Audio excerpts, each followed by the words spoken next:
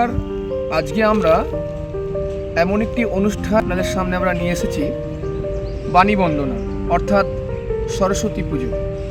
আর মাত্র হাতে গোনা কয়েকদিন, তারপরেই অর্থাৎ 23শে জানুয়ারি সরস্বতী পুজো। এক কথায় বলতে গেলে বাঙালিদের ভ্যালেন্টাইন্স। তো এই বিষয় নিয়ে আজকে আমাদের প্রতিবেদন।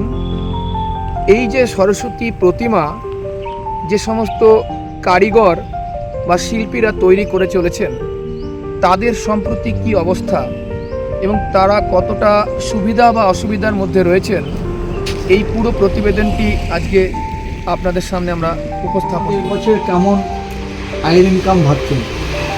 আয়ের ইনকামটা তো এতক্ষণ যতক্ষণ না বিক্রি হবে ততক্ষণ কী করে বুঝবো, কারণ অর্ডারপত্র মোটামুটি আছে।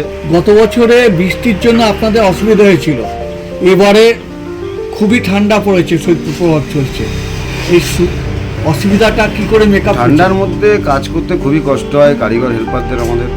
এখন যতটা পারি দিনে করা যায়, আমরা রাত মোটামুটি তাও 11টা 12টা বেজে যাচ্ছে আমাদের কাজ করতে, কেন রাত না করলে আমাদের কাজ তো এগাবে না। শীতকালের রাত কাজ করা যায় না, খুবই কষ্টকর।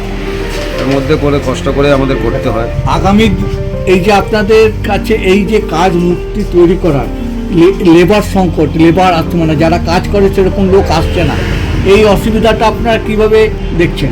এবারে লেবার হেল্পার কারিগররা ঠান্ডার শীতকালে তো আসছে না, নতুন হেল্পার কারিগররা কোনোদিন আসতে চাইছে না, নতুন যে কাজ শিখবে তারাও আসতে চাইছে না।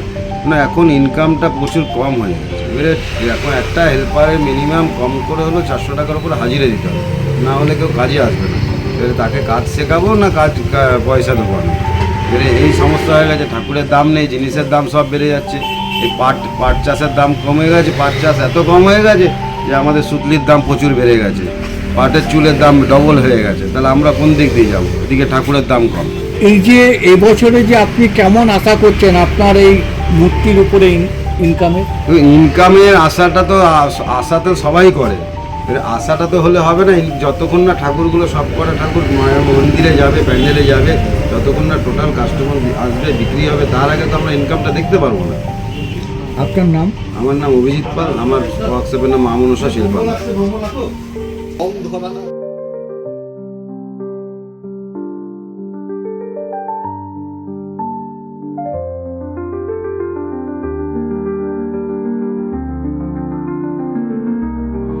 দুর্গাপুর থেকে সুকান্ত বণিক চৌধুরীর সাথে সনদ বন্দ্যোপাধ্যায়ের রিপোর্ট, পজিটিভ বার্তা।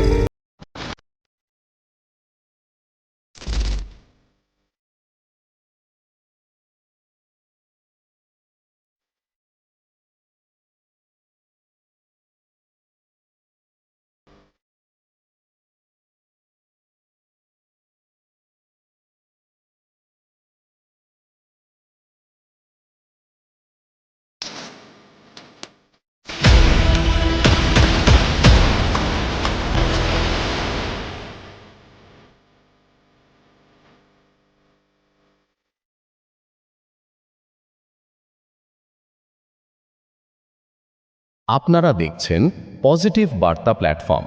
Think positive, be positive.